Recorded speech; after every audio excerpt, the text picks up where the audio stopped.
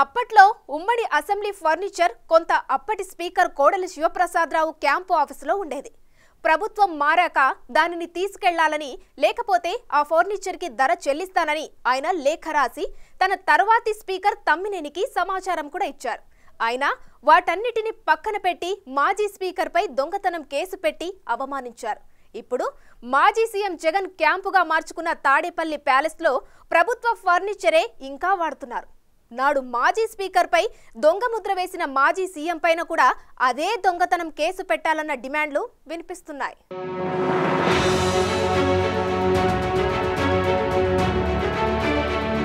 CM అయ్యే నాటికే తాడేపల్లిలో ప్యాలెస్ కట్టుకున్న జగన్ సీఎం అయ్యాక ప్రభుత్వ సొమ్ముతో దాన్ని ముస్తాబు చేసుకున్నారన్న ఆరోపణలున్నాయి.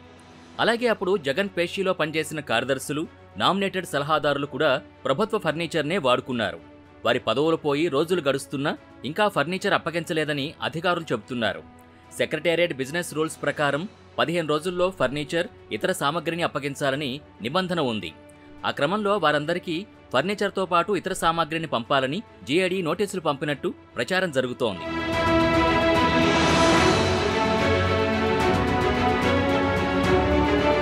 కోట్ల కొద్దీ ప్రజాధనంతో మాజీ సీఎం జగన్ ఇంట్లో ఫర్నిచర్ ఏర్పాటు చేసుకున్నారని అంటున్నారు. దానికి సంబంధించిన జీవోలు కూడా ఉన్నాయట. 2019లో టీడీపీ ఓటమి తర్వాత మాజీ speaker, TDP senior leader doctor Kodela శివప్రసాదరావుపై ఫర్నిచర్ దొంగగా ముద్రవేసి కేసులు పెట్టింది జగన్ సర్కార్. అప్పటి నరసరావుపేట వైసీపీ ఎమ్మెల్యే గోపిరెడ్డి శ్రీనివాసరెడ్డితో ఫిర్యాదు ఇప్పించి మరీ కేసు నమోదు చేయించారు.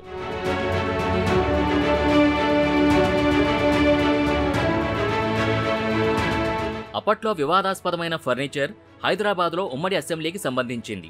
ఏపీ వాటాగా అందులో కొంత ఫర్నిచర్ని లారీల్లో అమరావతికి పంపారు. పెద్ద పెద్ద టేబుళ్లు, పాత కుర్చీలు అందులో ఉన్నాయి. అప్పటికే అమరావతిలోని అసెంబ్లీలో పూర్తిస్థాయి ఫర్నిచర్ని సమకూర్చుకున్నారు. కొత్త అసెంబ్లీలో పెట్టడానికి ఖాళీ లేకపోవడంతో వాటిని తన క్యాంపు కార్యాలయంలో పెడితే వాడుకుంటానని స్పీకర్ కోడెల చెప్పడంతో దాంతో అక్కడికి పంపారు. 2019 ఎన్నికల్లో టీడీపీతో పాటు కోడెల కూడా ఓడిపోయారు. వైసీపీ పగ్గాలు చేపట్టిన వెంటనే కోడెల అసెంబ్లీ కార్యదర్శికి ఫోన్ చేసి తన క్యాంపు కార్యాలయంలో అసెంబ్లీకి సంబంధించిన ఫర్నిచర్ ఉందని తీసుకువెళ్లాలని చెప్పారు.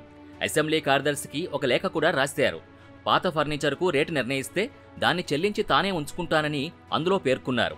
తర్వాత కొత్త స్పీకర్ తమ్మినేని సీతారాంకి కోడెల మరో లేఖ రాశారు. ఈ లేఖ అందినట్టుగా స్పీకర్ కార్యాలయం సిబ్బంది సంతకం కూడా చేశారు.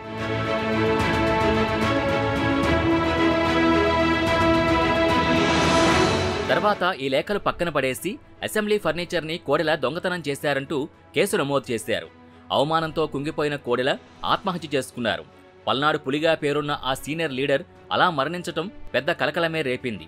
ప్రభుత్వం తనపై ఫర్నిచర్ దొంగతనం మోపడంతోనే ఆయన ఈ అఘాయిత్యానికి ఒడిగట్టారని కుటుంబ సభ్యులు, టీడీపీ నేతలు ఆరోపించారు. కోడెల తన క్యాంపు కార్యాలయంలో వాడుకున్న పాత ఫర్నిచర్ మొత్తం విలువ 2 లక్షలకు మించదని అప్పట్లో అసెంబ్లీ వర్గాలు లెక్కగట్టాయి. కోడెల రాజకీయాల్లోకి రాకముందే స్థితిమంతులు. నరసరావుపేటలో సొంత కోట ఉన్న ఆయన మంచి పేరున్న డాక్టర్. అంత ఆస్తిపరుడిపై ఫర్నిచర్ దొంగతనం కేసు మోపడం టీడీపీ వర్గాల్ని కలిచివేసింది. ఇప్పుడు సరిగ్గా ఇదే పరిస్థితి జగన్కి ఎదురైంది. సీఎంగా ఉన్న సమయంలో ఆయన తన తాడేపల్లి ప్యాలెస్లో ఏర్పాటు చేసుకున్న క్యాంపు కార్యాలయంలో ప్రభుత్వ ధనంతో కొనుగోలు చేసిన ఫర్నిచర్ వినియోగించుకున్నారు. పదవి నుంచి దిగిపోయిన తర్వాత ఆయన ఆ ఫర్నిచర్ని ప్రభుత్వానికి అప్పగించాలి. అయితే ఆ ఫర్నిచర్ ధర ఎంతో చెబితే చెల్లిస్తామని వైసీపీ ఎమ్మెల్సీ పేరిట ప్రకటన వెలువడింది. దానిపై టీడీపీ నేతలు మండిపడుతున్నారు. అప్పుడు కోడెలపై ఏం కేసు పెట్టారో ఇప్పుడు జగన్పై కూడా అదే కేసు పెట్టాలి అని ఆ పార్టీ సీనియర్ నేతలు కూడా డిమాండ్ చేస్తున్నారు. మరి మాజీ సీఎం దానిపై ఎలా రియాక్ట్ అవుతారో చూడాలి.